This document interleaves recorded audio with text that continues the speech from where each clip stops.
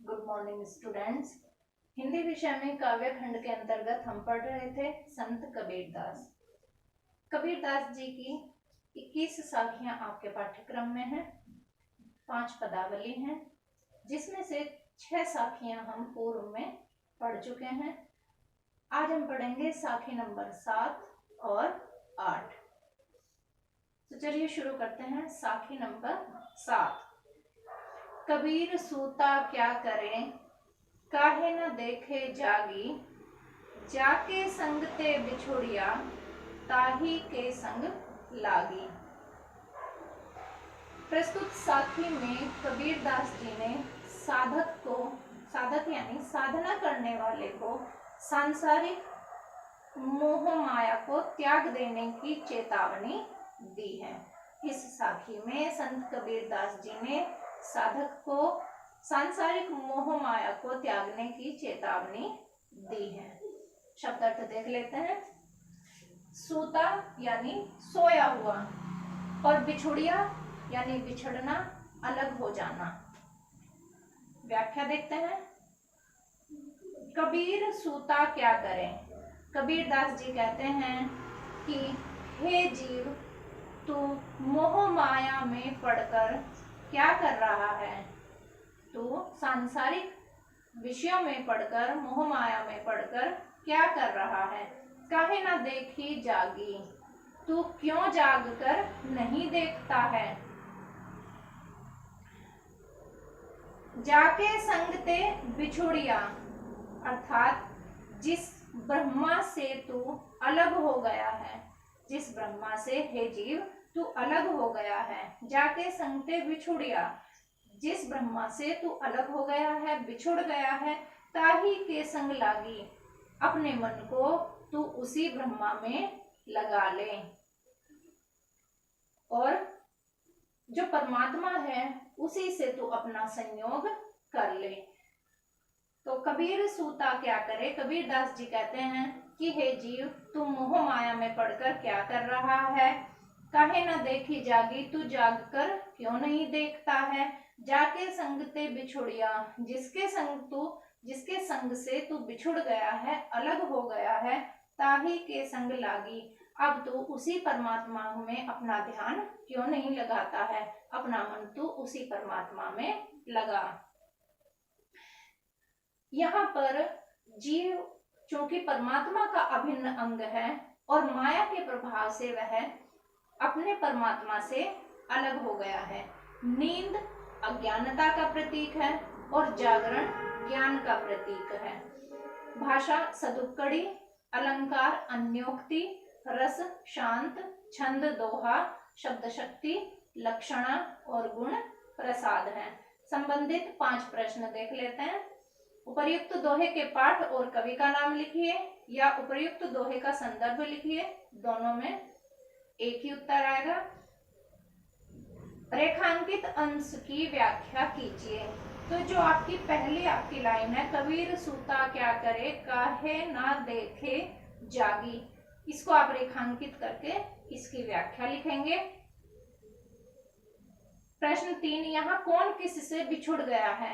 यहाँ पर परमात्मा जो है वह जीवात्मा जो है वह परमात्मा से बिछुड़ गई है। यहाँ पर जीवात्मा परमात्मा से बिछुड़ गई है या अलग हो गई है। किसके संग लगने का संदेश दोहे में दिया गया है। परमात्मा के संग लगने का संदेश इस दोहे में दिया गया है। परमात्मा के संग या ब्रह्मा के संग लगने का संदेश इस दोहे में दिया गया है। साखी नंबर 8। कैसो कही कही कूकिए, ना सोइए असरार, राति दिवस के कूकणे, कबहू लगे पुकार। प्रस्तुत साखी में कबीरदास जी ने भगवान नाम का स्मरण करने पर बल दिया है और कहा है कि जब हम लगातार प्रभु का नाम स्मरण करते हैं तो उसमें कभी ना कभी हमको सफलता अवश्य ही प्राप्त हो जाती है। इसके शब्दार्थ देख लेते हैं। केसों यानी केशव, कूकिए या बोलिए, असरार यानी आलस्य करके, कूकणे यानी पुकारने से, बुलाने से। व्याख्या देख लेते हैं। केशव कही कही कूकिए, केशव यानी केशव, केशव कह कह कर बोलिए, कूकिए यानी बोलिए। हे जीवात्मा तुम केशव कह कह कर बोलो। ना सोइए असरार, असरार यानी आलस्य, तो आलस्य में मत सो। हे जीवात्मा केशव कह कह कर तुम पुकारो, आलस्य करके मत सो। राति दिवस के कूकने, रात और दिन के बोलने से। अगर तुम रात दिन केशव केशव बोलते रहोगे या परमात्मा का नाम रात और दिन स्मरण करते रहोगे, कब हु लगे पुकार, तो कभी ना कभी तो उस परमात्मा तक तुम्हारी आवाज अवश्य जाएगी। इसलिए रात दिन तुमको केवल परमात्मा का ही नाम सुमिरन करना है। किसी न किसी दिन तो भगवान तक तुम्हारी पुकार अवश्य चली जाएगी। यहाँ पर कबीर ने आलस्य त्याग करके ईश्वर के नाम स्मरण करने का उपदेश जीव को दिया है। पुनरुक्ति प्रकाश व अनुप्रास अलंकार है, रस शांत है, शब्द शक्ति लक्षण है, छंद दोहा है और गुण प्रसाद यहाँ पर है। संबंधित 5 प्रश्न देख लेते हैं। प्रस्तुत दोहे के पाठ और कवि का नाम लिखिए अथवा उपर्युक्त दोहे का संदर्भ लिखिए। दोनों में एक ही आंसर आपका आ जाएगा, संदर्भ ही आएगा दोनों में। प्रश्न 2, कूकिए शब्द का अर्थ स्पष्ट कीजिए। कूकिए शब्द का अर्थ यहाँ पर नाम जपना या नाम स्मरण करना है। कवि क्या न करने का संदेश दे रहा है?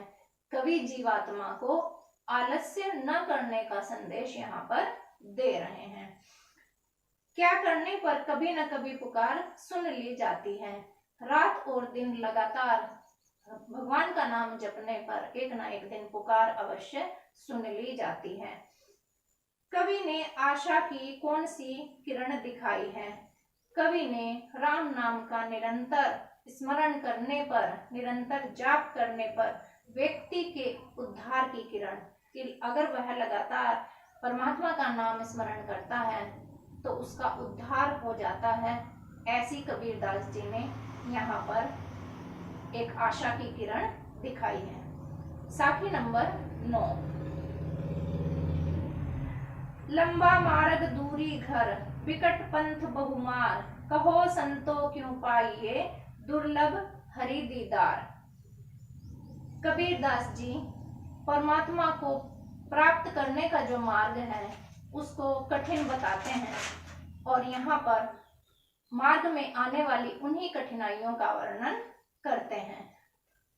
व्याख्या से पहले शब्द अर्थ देख लेते हैं। विकट यानी जिसे पार करना कठिन हो, असंभव हो।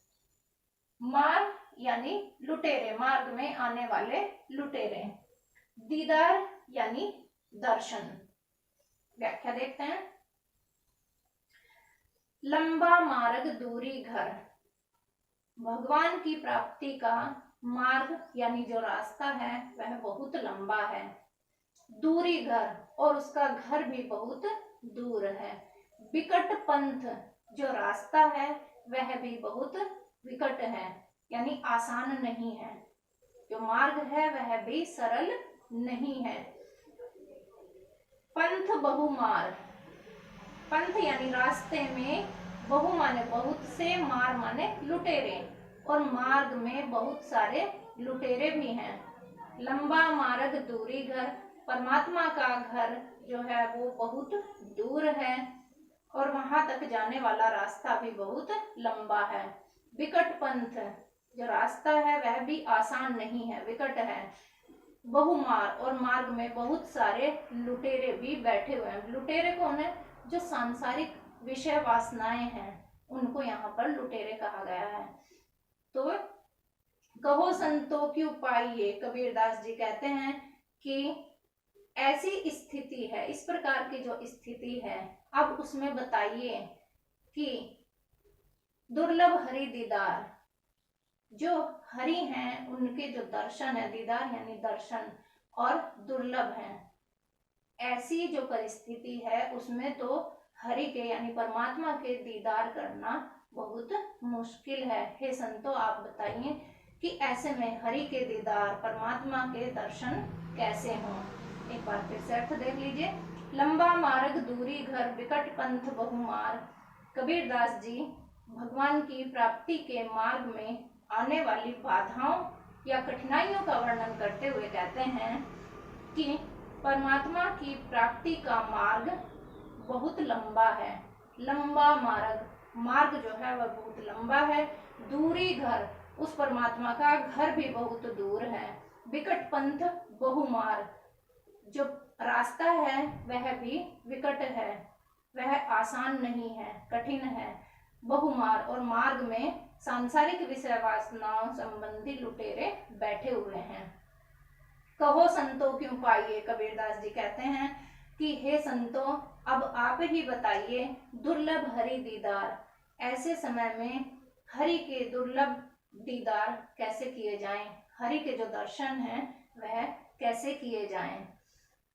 साधना पंथ को लंबा बताया गया है, क्योंकि मनुष्य अनेक योनियों में भटकता हुआ फिर मनुष्य का जीवन प्राप्त करता है।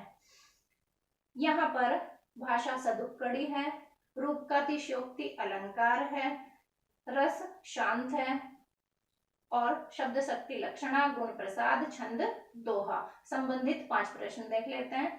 उपर्युक्त दोहे के पाठ और कवि का नाम लिखिए। तो जो संदर्भ आपका था वही इसमें आ जाएगा। संदर्भ पूछा जाता है तब भी आप संदर्भ भी लिखेंगे। प्रस्तुत साखी में कबीर ने किसका वर्णन किया है? प्रस्तुत साखी में कबीरदास जी ने मार्ग में आने वाली बाधाओं का वर्णन किया है।